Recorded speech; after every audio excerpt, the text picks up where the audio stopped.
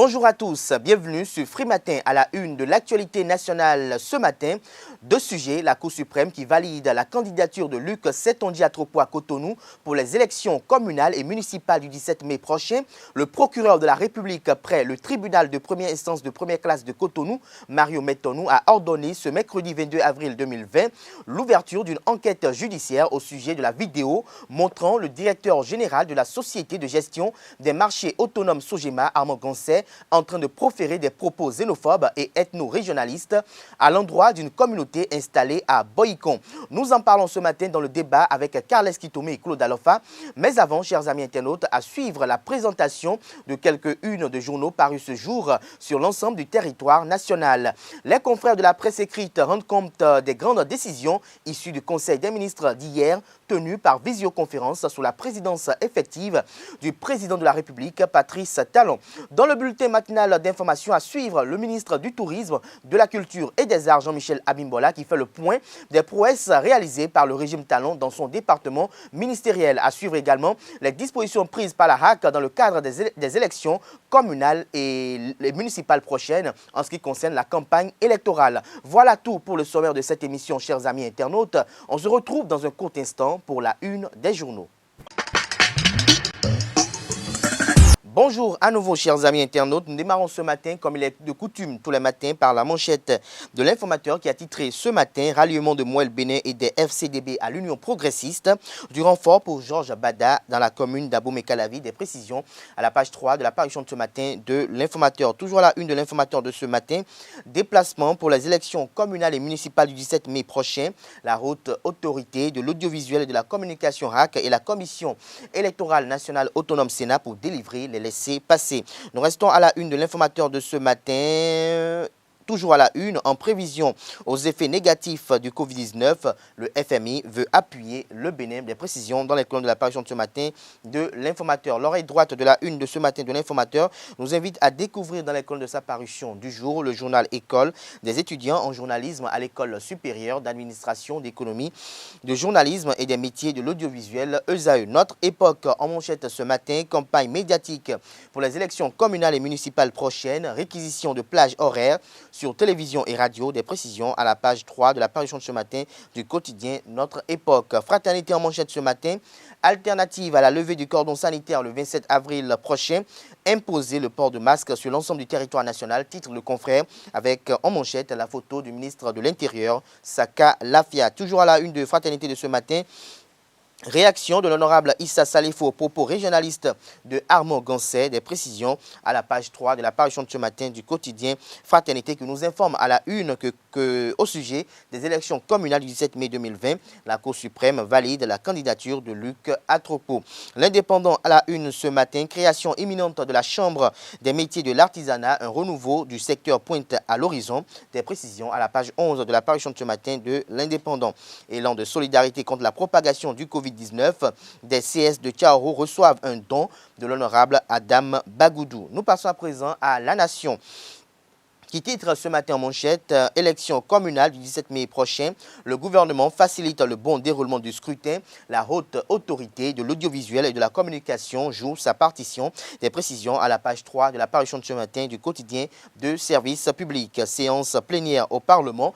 L'Assemblée nationale trouve la parade au coronavirus. Des précisions à la page 5 de la parution de ce matin du quotidien de service public. Les pharaons en manchette ce matin, concours de recrutement sous le régime du président Patrice Talon, l'égalité des chances rétablie, constate le confrère. Des précisions dans les colonnes de sa parution de ce matin. Le matinal en manchette ce matin, réglementation de la campagne électorale pour les élections communales et municipales du 17 mai prochain. Une décision inédite de la haute autorité de l'audiovisuel et de la communication RAC vous est publiée à la page 7 de la parution de ce matin de Le Matinal. Conseil des ministres, les plages horaires des radios et télévisions réquisitionnées, les consommateurs de communication électronique protégés, un renouveau du secteur de l'artisanat pointe à l'horizon. Des précisions sur ce Conseil des ministres aux pages 2 et 11 de la parution de ce matin de Le Matinal. Lutte contre le Covid-19, toujours à la une de Le Matinal de ce matin, les chefs d'État de l'UEMOA, l'Union économique et monétaire ouest-africaine, en session extraordinaire. Stigmate Task Force fait des propositions au gouvernement. Des précisions à la page 4 de la parution de ce matin du quotidien Le Matinal. Nous passons à présent à Le Télégramme qui a titré ce matin en manchette bilan 4 ans de talent dans le domaine du travail de la fonction publique. On ne peut pas se passer désormais des nouvelles technologies, soutien à Didier Matiste, ministre de la fonction publique et du travail. Nous sommes dans le temps de l'espérance. Les actions ont commencé à produire des effets, dit site Marion Capot. Des précisions aux pages 4, 5, 6 et 7 de la parution de ce matin de Le Télégramme. Accusé pour avoir tenu des propos xénophobes, Armand Gansset dans le collimateur de la justice, renseigne un titre à la une de Le Télégramme de ce jour. Nous passons à présent à La Cloche qui titre ce matin en manchette « Délivrance de laissez-passer pour une bonne gestion des élections prochaines. Comment concilier le Covid-19 et l'organisation des élections communales ?» vous est dévoilé dans les colonnes de la parution de ce matin du quotidien La Cloche. Condamné à 20 ans de prison et dépouillé de tout, comme écoutez, son engagement pour le Bénin ne faiblit pas. Des précisions à la page 5 de la parution de ce matin du quotidien Matin Libre qui titre ce matin à la une « Religion, vendredi débute le jeûne musulman ». Nous passons à présent au quotidien Le Béninois Libéré qui a titré ce matin en manchette au sujet de la crise de la séquence vidéo de Armand Gansset, la réaction de Abdoulaye Diané, le président de la communauté Peul du Bénin, Alpha Tidjani, accepte les excuses de Gansset. Des précisions dans les colonnes de la parution de ce matin de Le Béninois Libéré. Nord-Sud quotidien pour mettre un thème à la une des journaux de ce matin pour ses propos régionalistes, une enquête judiciaire ouverte contre Armand Gansset. Ce sera tout pour la présentation de quelques-unes de quotidiens parus ce matin sur l'ensemble du territoire national. Les quotidiens sont disponibles dans les kiosques au prix de 300 francs CFA. Ils sont également disponibles en ligne. Nous passons à présent au bulletin matinal d'information sur Free Matin. La Cour suprême a rendu ce mercredi 22 avril 2020 sa décision sur le recours introduit par Ulrich Dehout contre la candidature de Luc Setondia-Troppo dans le cadre des élections communales et municipales du 17 mai prochain. La haute juridiction a validé la candidature de Luc Setondia-Troppo à Cotonou dans le 13e arrondissement sur la liste du parti politique Union progressiste. Sa défense a été assurée par Brice Roussou et Fulbert Béanzin. L'actuel maire de la commune de Boycon, Luc Setondia-Troppo, à la conquête de la mairie de Cotonou, est toujours dans la course pour les élections communales et municipales prochaines. La décision de la Cour suprême fait suite au recours en invalidation déposé le 14 avril 2020 par Ulrich Dehout, jeune leader de la Fondation Friedrich Herbert et militant du parti politique Mouvement des élites engagées pour l'émancipation du Bénin-Mouel-Bénin par rapport à la candidature de Luc Atropo pour violation du principe de la résidence.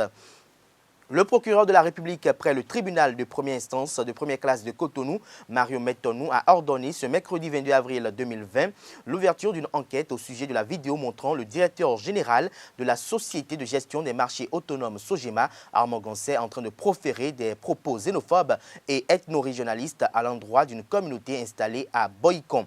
L'enquête, apprend-on, est confiée à l'Office central de répression de la cybercriminalité au CRC.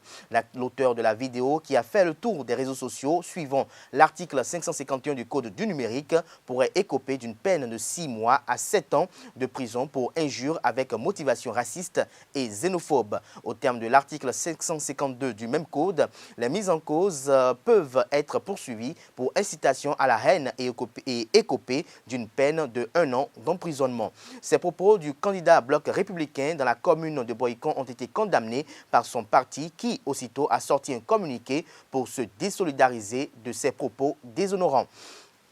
La séance hebdomadaire du Conseil des ministres s'est tenue ce mercredi 22 avril 2020 sous la présidence effective du président de la République, chef de l'État, chef du gouvernement, le président Patrice Talon. Plusieurs dossiers ont été examinés et d'importantes décisions ont été prises. Ainsi, dans le registre des mesures normatives, on peut retenir la transmission à l'Assemblée nationale pour examen et vote du projet de loi portant création de la Chambre des métiers de l'artisanat du Bénin, CMA Bénin, la définition des modalités d'identification des utilisateurs de services de communication électronique en République du Bénin et la réquisition de plages horaires sur les radios et télévisions dans le cadre de l'organisation de la campagne en vue des élections municipales et communales du 17 mai prochain par voie médiatique. Dans le registre des communications, on note l'approbation de la 3e stratégie nationale de développement de la statistique et les modalités de mobilité des acteurs impliqués dans dans l'organisation et le déroulement des élections municipales et communales du 17 mai prochain. Au titre des mesures individuelles, des nominations ont été prononcées dans 2 départements ministériels. Au ministère de l'Agriculture, de l'Élevage et de la Pêche, sur proposition du ministre, directeur du Conseil agricole des innovations et de la formation entrepreneuriale, Marcaire Jules Fabossou, et au ministère des petites et moyennes entreprises et de la promotion de l'emploi, directeur de la législation rurale, de l'appui aux organisations professionnelles et à l'entrepreneuriat agricole, Abdel Rachid Noum. Nous y reviendrons en images dans la grande édition du journal télévisé sur Euseuil Télévision à 19h. Ce sera une présentation de Carles Kitomé. Déjà 4 années que le régime de la rupture assure la destinée du Bénin. Cette gestion basée sur une bactérie de réforme a révolutionné le monde culturel et artistique béninois. Selon le programme d'action du gouvernement intitulé Bénin révélé, le tourisme est l'un des piliers de développement de la nation béninoise choisi par le gouvernement. Le ministre Babalola Jean-Michel Abimbola présente au cours de son passage sur l'émission Bilan, l'heure de la moisson, les changements subis par le parc de la Pendjari pour être aujourd'hui plus attractif. C'est un extrait proposé par Carles Kitomé. En ce qui concerne le parc de la Pendjari, et je peux vous dire, pour bien connaître ce parc, pour avoir déjà été dans ce parc 4-5 fois précédemment, je peux vous dire que j'ai vécu une expérience unique cette fois-ci, parce qu'en 48 heures, j'ai eu le temps de voir plus d'animaux qu'en 5 fois, et même je dirais qu'en 10 fois. Nous avons vu, comme ça avait été promis par le directeur général de l'ANPT, M. Plia, il y avait effectivement beaucoup de gibier, il y avait beaucoup d'animaux.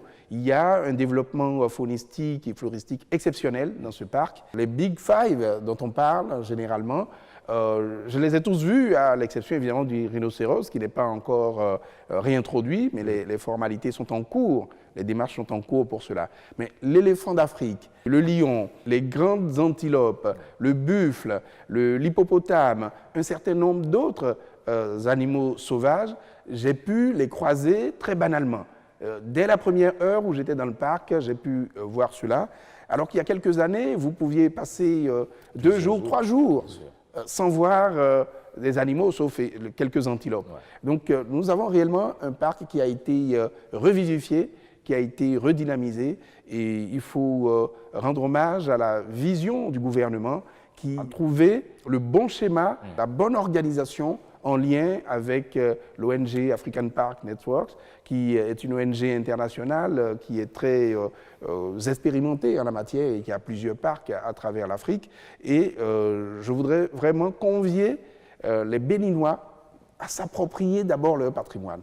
Je voudrais convier les Béninois, vous les journalistes, allez voir ce parc, mais également tous ceux qui peuvent, les fonctionnaires, peut-être que nous allons organiser de telle sorte que ce soit, et c'est déjà le cas avec African Park, que ce soit à la portée des bourses moyennes des Béninois. Mais je crois que nous détenons là un patrimoine unique, un patrimoine qui fait la fierté du Bénin, qui fait la fierté de l'Afrique, et le gouvernement a raison d'investir massivement, et des investissements, il y en a eu. Il y a eu des investissements, je l'ai dit, en ce qui concerne la faune et la flore. Il y a eu des investissements en aménagement, en ouverture de routes, en aménagement de points d'eau, en réhabilitation d'un certain nombre d'infrastructures qui existaient, en construction de réceptifs, de lodges ou de campements. Donc il y a également une interaction avec les communautés pour que les communautés qui vivaient également grâce à ce parc, et cela induisait forcément une pression sur la faune et la flore, pour que ces populations puissent être prises en compte dans des programmes spécifiques, parce que d'abord ces communautés, en ce qui concerne la jeunesse, est concernée pour la création d'emplois. Il y a eu plusieurs emplois créés, on pourrait y venir éventuellement. Il y a eu également, disons, des projets d'apiculture, d'autres projets également pour aider les femmes et les hommes des villages autour à pouvoir en tirer un bénéfice. Le village lacustre de Ganvier, surnommé la Venise de l'Afrique, est également un pan important des atouts sur lesquels mise le Bénin pour assurer son essor économique à partir du tourisme. Il fait l'objet de plusieurs projets dont quelques signaux sont déjà perceptibles. Le ministre Abimbola énumère l'essentiel de ces chantiers. Suivons ensemble. Ganvié est un patrimoine unique également pour nous au Bénin et nous en sommes tous fiers. Tout le monde connaît la Venise de l'Afrique, bien que beaucoup ne savent pas où situer cela. Il y a même des pays, il paraît, qui s'approprient Ganvié, ces pays qui ne sont pas le Bénin, mais qui s'approprient Ganvié. C'est pour dire, disons, le patrimoine exceptionnel que Ganvié constitue. Mais Ganvié était en souffrance, il faut le dire. Et quand nous sommes béninois, quand nous, jusqu'à ces dernières années, allions à Ganvié, nous avions comme une petite gêne. Nous avions une gêne d'abord parce que on sent la pauvreté, on sent la misère, on sent que cette population fière, cette population particulière qui est attachée à son mode de vie, à sa culture, on sent que cette population était un peu embêtée d'être comme un oiseau en cage qu'on vient visiter, un zoo à ciel ouvert. Alors que maintenant, le projet de la réinvention de la cité La Cruz de Ganvié, c'est l'homme, c'est le citoyen, c'est la population de Ganvié qui est au cœur. C'est comment faire pour améliorer le bien-être de ces populations-là, avec l'adduction d'eau, avec l'électrification, avec l'assainissement, avec un certain nombre d'autres investissements majeurs qui seront faits, infrastructures scolaires, infrastructures sanitaires. Quand on va amener toutes ces facilitations, toutes ces facilités, quand on va voir manifestement le bonheur, la joie de vivre de ces populations, c'est ça le produit. Le produit Ganvié, ce n'est pas d'aller à Ganvié et de dire bon, où sont les animaux ou bien où est tel ou tel site. Le produit Ganvié, c'est de pouvoir voir justement les populations dans leur habitat, de les voir dans leur quotidien et de les voir avec, disons, un confort minimum.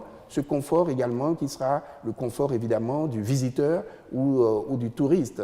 Donc c'est cet investissement important qui est fait avec l'aide, il faut le dire, en ce qui concerne Ganvié, de la coopération française à travers l'AFD, puisque, entre autres, il y a beaucoup de projets, comme je le disais, socio-communautaires pour pouvoir hisser, réinventer cette cité, mais la réinventer à l'identique. Il ne s'agit pas de dénaturer Ganvié. Il s'agit d'assainir les eaux. Il s'agit d'ouvrir les chenaux. Il s'agit d'avoir un système, les études vont être lancées incessamment, d'assainissement, parce que jusqu'à présent, il n'y a pas d'assainissement général à Ganvié. Il n'y a pas d'adduction d'eau à Ganvié. Il n'y a pas d'électrification générale à Ganvié. Le collège de Ganvié sera reconstruit avec plus de 16 modules de classe, etc., etc. Donc le gouvernement va mettre le paquet pour que nous soyons fiers tous ensemble. La Haute Autorité de l'Audiovisuel et de la Communication, HAC, a rendu public dans la matinée de ce mercredi 22 avril à son siège la décision numéro 20-022/HAC du 22 avril 2020 portant réglementation de la campagne médiatique pour les élections municipales et communales du 17 mai prochain. 26 articles qui régissent les activités des médias et journalistes ainsi que des 5 partis politiques en lice pendant la période préélectorale et électorale. Voici quelques points lus par Fernand Baguidi, premier rapporteur de la HAC. Il est au micro de Larios Adjagbenon. Conformément aux dispositions de l'article 46 de la loi numéro 2019-42 du 15 novembre 2019 portant code électoral en République du Bénin, la campagne médiatique pour l'élection des conseillers communaux de l'année 2020 court du 1er mai à 0 heure jusqu'au 15 mai à minuit. Pendant la période sous-indiquée, les organes de presse, tant de services publics que du secteur privé, sont astreints sur toute l'étendue du territoire national à l'observation d'une plus grande rigueur dans la collecte, le traitement, la programmation et la diffusion de l'information. À cet égard, ils sont tenus de respecter strictement les textes législatifs et réglementaires régissant la profession ainsi que le code de déontologie et de la presse béninoise. Seuls les organes de presse retenus par la RAC sont habilités à couvrir la campagne médiatique des élections communales de 2020. Ils doivent assurer l'accès égalitaire aux partis politiques qui prennent part aux dites élections. Le genre d'intervention, à l'exception des débats sur les médias retenus, est laissé à la discrétion des partis politiques dans la langue de leur choix. Il dure 40 minutes par jour et par parti politique à raison de. Pour les radiodiffusions sonores, 10 minutes le matin entre 6h et 7h, 10 minutes dans la mi-journée entre 13h30 et 14h30 pour la rediffusion du message du matin et 20 minutes le soir entre 21h et 23h. Pour les télévisions, 10 minutes le matin entre 6h et 7h, 10 minutes dans la mi-journée entre 13h30 et 14h30 pour la rediffusion du message du matin et 20 minutes le soir entre 20h30 et 22h30. Les diffusions ont lieu les 1er, 3, 5, 7, 9, 11 et 13 mai 2020. Les rediffusions ont lieu les 2, 4, 6, 8, 10, 12 et 14 mai 2020. Toutefois, un débat d'envergure nationale d'une heure 30 minutes est organisé à la télévision nationale et relayé par tous les autres médias le 15 mai dans les mêmes tranches horaires. Durant la période de la campagne électorale et en dehors des tranches horaires autorisées par la RAC, les comptes rendus, les publi-reportages et les autres genres journalistiques sur les activités des partis politiques sont proscrits. Nous allons revenir dans nos prochaines éditions sur les autres dispositions prises par l'organe de réglementation des médias en ce qui concerne notamment les activités des quotidiens. Mais avant, retenez que la RAC a procédé à la remise symbolique des cartes de presse à 5 professionnels des médias, dont un journaliste honoraire à l'occasion de cette sortie médiatique. Il est prévu la distribution des autres cartes lors d'une tournée dans les rédactions des bénéficiaires. Suivez en images.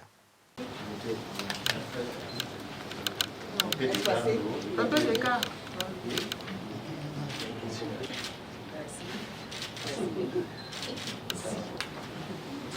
Monsieur Sossou Kofi.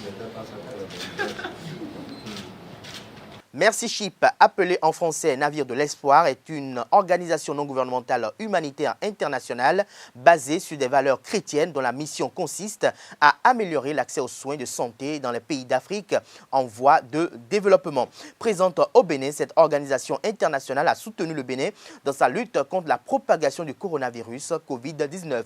Je vous invite à suivre le compte rendu des dons effectués à cet effet. Merci Chip, le plus grand navire hôpital de l'espoir et de la guérison aux côtés du gouvernement béninois. C'est pour aider à gérer au mieux la crise sanitaire mondiale liée au Covid-19. Une cible de choix, le personnel de santé en première ligne dans le processus de prise en charge des malades du Covid-19. Merci Chip a effectué 5 missions au Bénin.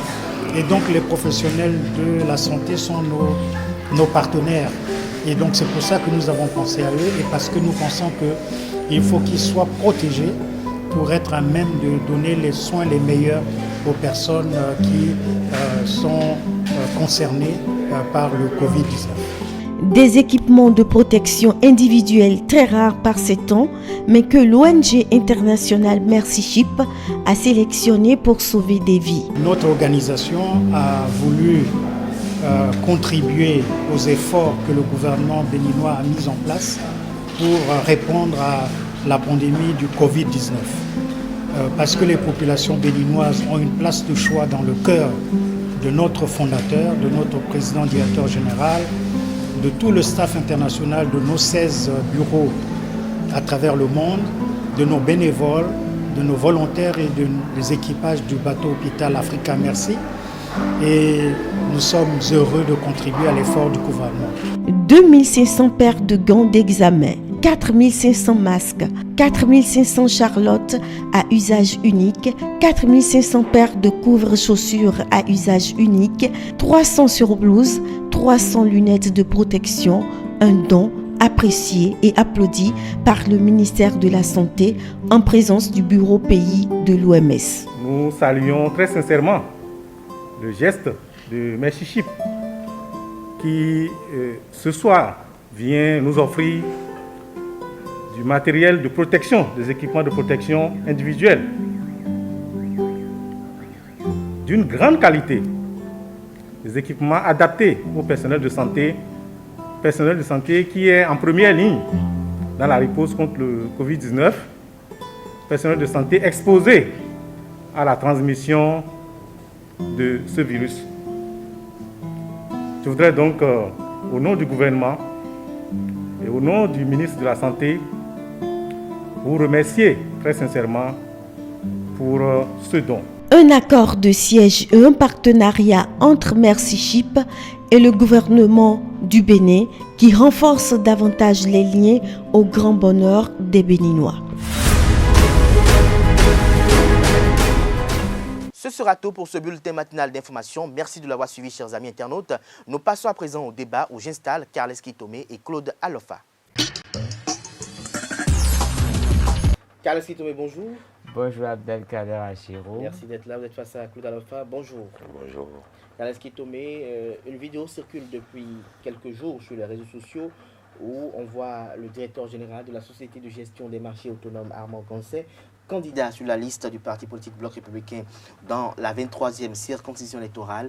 Il s'en prend à une communauté installée à Boycon. Dites-nous, quelle appréciation, quel regard portez-vous après une visualisation de cette vidéo dont il n'est pas opportun de rappeler les terminologies dans lesquelles l'acte a été posé? Ben, moi, je dirais d'entrée de jeu qu'il se dit que si la parole est d'argent, c'est que le silence est d'or. Et donc, je crois qu'à chaque fois que nous sommes appelés à ouvrir la bouche pour parler, il faut faire un peu référence quand même à ces propos-là qui nous invitent à la retenue. Et je crois que tout cela, quand vous manquez de retenue, on vous les rappelle au moment où vous ne vous y attendez pas, au moment où vous n'avez pas besoin qu'on vous rappelle ce que vous aviez déjà vomi. Je crois que c'est ce qui est en train d'arriver aujourd'hui à M. Armand Gansé. Oui. Armand Gansé, parce que je crois qu'il est bien candidat sur la liste du parti politique Bloc républicain. Et il est quand même engagé. Son souhait, c'est d'être le prochain maire de la ville de Boycon. Et en la matière, il est appelé quand même à...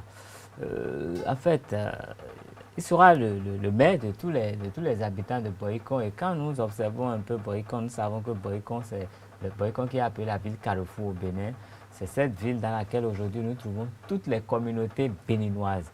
Et quand vous commencez à stigmatiser oui, ou à vous en prendre à une de ces communautés, ça peut créer des problèmes. Parce qu'aujourd'hui, vous savez, quelqu'un peut dire je suis béninois, mais fouillez dans son arbre généalogique sur 4 générations, vous verrez du Nigérien dedans, vous verrez du Togolais, vous verrez du Nigérien, vous verrez beaucoup de choses en fait. Et donc, aujourd'hui, Armand Gansé lui-même, s'il fouille bien dans sa généalogie, il ne peut pas dire que ces communautés dont il a parlé peut-être ne font pas partie il n'a pas de lien de familiarité avec eux. Et quand il s'en prend à ceux-là, je crois que c'est une véritable erreur. C'est une véritable erreur politique, c'est une véritable erreur. Et tout de suite, son bloc, le parti dont il est candidat, ce parti s'en prend à lui tout de suite. Il est candidat sur une liste, il a dit des choses, ça fait presque 1 an que ça a été dit.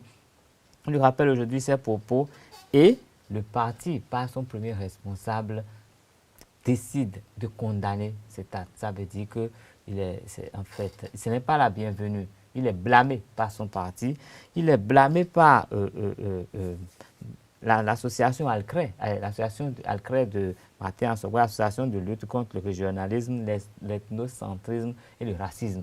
Et donc, une association qui est quand même dans son rôle de dire on ne peut pas faire ce qui a été fait.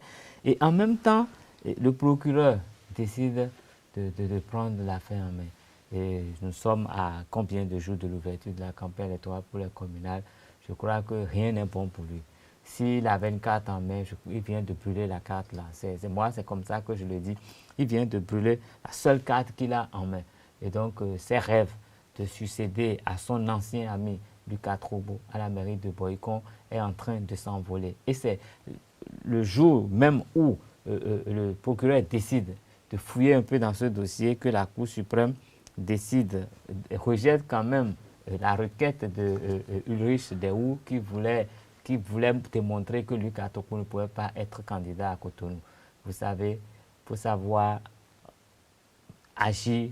Enfin, il faut savoir entretenir les amitiés. Celui qui vous a béni une fois, sachez être reconnaissant. Parce que quand vous commencez à vouloir vous en prendre véritablement à celui qui vous a béni, ça peut se retourner contre vous. Ça peut se retourner contre vous. Claude Alafa, dans son message, ou dans un post publié sur sa page Facebook, Armand Gansé se confond en excuses et indique que cette vidéo n'est pas de maintenant, mais qu'elle remonte à la campagne électorale des élections législatives d'avril 2019. Oui, cette vidéo n'est pas de maintenant, mais cette vidéo vient de lui.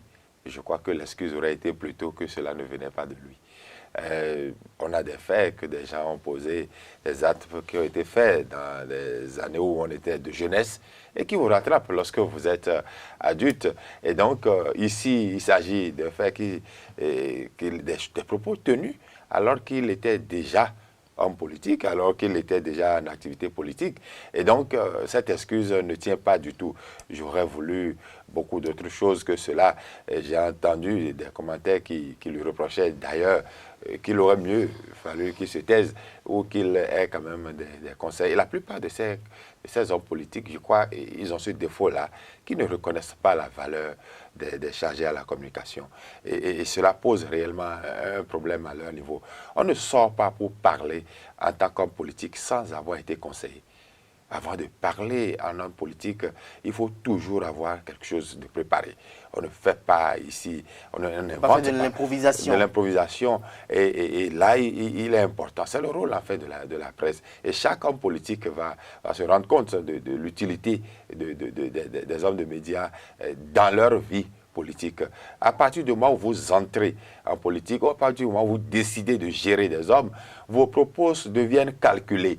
Même si vous aviez des pensées xénophobes, même si vous aviez des idées préétablies sur des personnes ou des peuples, vous êtes obligé de changer. Vous êtes obligé de sortir autrement, avoir d'autres choses peut-être à l'intérieur. Et c'est cela la démarche politique. Pour ce qui est de Armand Gansé, je voudrais dire que il a commis plusieurs erreurs, je crois des erreurs de jeunesse politique, parce qu'il a déclaré qu'il est contre la gestion de l'ancien maire ou du maire sortant de la ville de Boycon et qu'il est prêt à démontrer le contraire.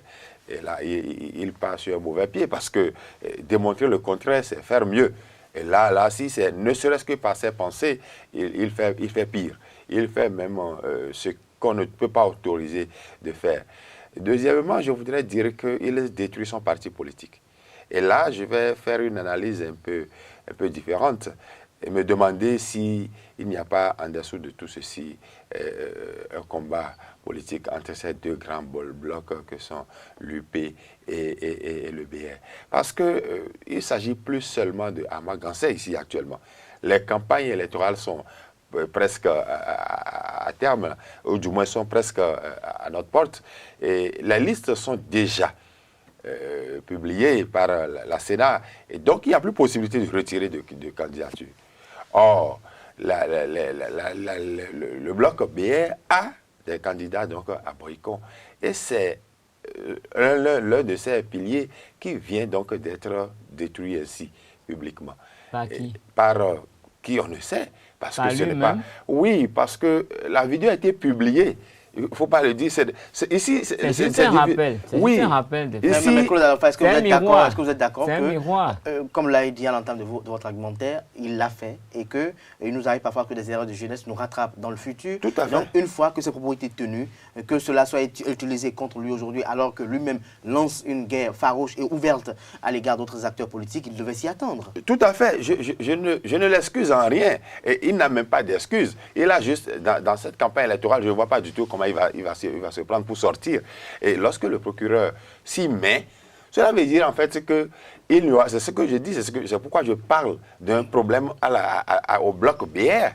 Ce n'est pas lui-même, Gansé, c'est fini, d'accord. Mais il y a le bloc lui-même qui est détruit.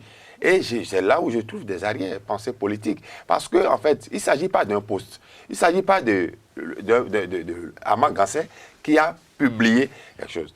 Et là, le procureur va faire certainement le travail à ce niveau-là.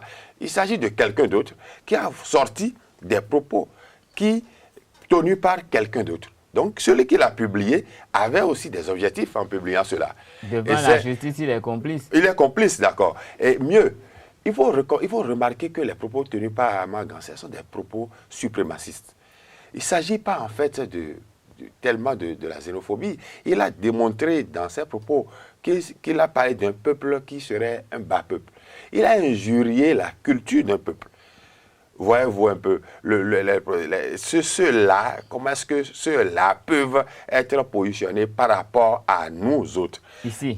Voilà, ici en plus. Ça veut dire que l'homme se croit un peu, il se croit hautain, il croit qu'il est supérieur, que sa culture est supérieure aux autres cultures. Et sortir cela, ça a l'avantage, oui, ça a permis de détruire Ama Gansé entièrement. D'ailleurs, il a fait lui-même. Ça a permis d'affaiblir son parti, son bloc, le bloc républicain. Mais il faut que nous sachions jouer aussi avec certaines choses. Les hommes politiques doivent apprendre à ne pas utiliser tout objet qui vient à leur disposition afin de pouvoir avoir du succès. Ama Gansé, je ne sais pas s'il était vraiment une menace pour le bloc UP ou s'il était une menace pour... Est-ce que vous insinuez indirectement que ça vient du bloc UP? Je ne l'insinue pas. Je dis seulement que les hommes politiques, lorsqu'ils doivent utiliser des éléments, il faut qu'ils pensent à l'avenir du pays. Parce que quand c'est sorti, c'est que ce n'est plus seulement Ama Gansé et la communauté en question. C'est plutôt la communauté de Ama Gansé contre les autres communautés. Ça devient beaucoup de choses dans un petit pays comme le Bénin. Alors, Kalass Kitome, dites-nous, est-ce que selon vous, ces propos-là peuvent entacher l'hégémonie du parti politique Bloc républicain dans la 23e circonscription électorale? Avant de parler de ça, j'aurais souhaité que le procureur se saisisse également des propos de celui-là qui, à la mairie de Parakou, à un moment donné, avait qualifié le secrétaire général et toute son ethnie, que comment on peut nommer un membre de telle ethnie pour être le secrétaire général de la mairie de Parakou. Parce que si on s'en prend à Ama Gansé aujourd'hui et qu'on ne s'en prend pas à l'autre, je crois qu'il n'y aura pas équilibre. Je l'invite humblement à vouloir faire le nécessaire pour que cet ancien responsable politique aujourd'hui à la mairie de Parakou, qui a eu des déclarations de ce genre, soit également assis sur la même chaise que Ama Gansé. Et maintenant, pour savoir ce que ça peut créer dans le bloc républicain, je pense que M. Ama Gansé a commis beaucoup d'erreurs. Je ne savais pas s'il était membre du bloc républicain avant les législatives. Non, il était plutôt UP. Justement. Donc, vous voyez, quand vous voyez un peu la configuration du bloc républicain, vous vous rendez quand même compte que les premiers responsables du bloc républicain sont, bon, il y a un penchant vers une certaine région de ce pays.